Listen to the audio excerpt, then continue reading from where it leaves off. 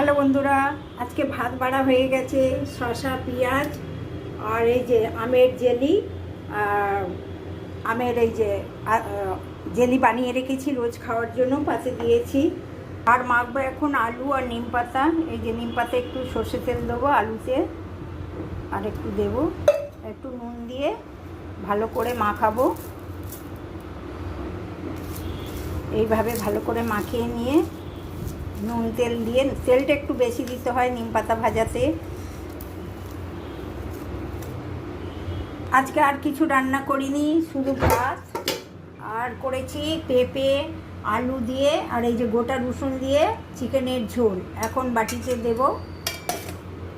চিকেনটা দেখুন কেমন হয়েছে বন্ধুরা, বেশ একটু মাখা মাখা ঝোল করেছি, আর কিছু তো রান্না হয়নি। আর এই রসুনটা হেভি খেতে ভাতের সাথে। আজকে আমার রান্না কেমন হয়েছে দেখে বলবেন বন্ধুরা।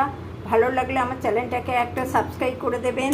আজকের মতো আসি বন্ধু, আবার আসবো অন্য ভিডিও নিয়ে।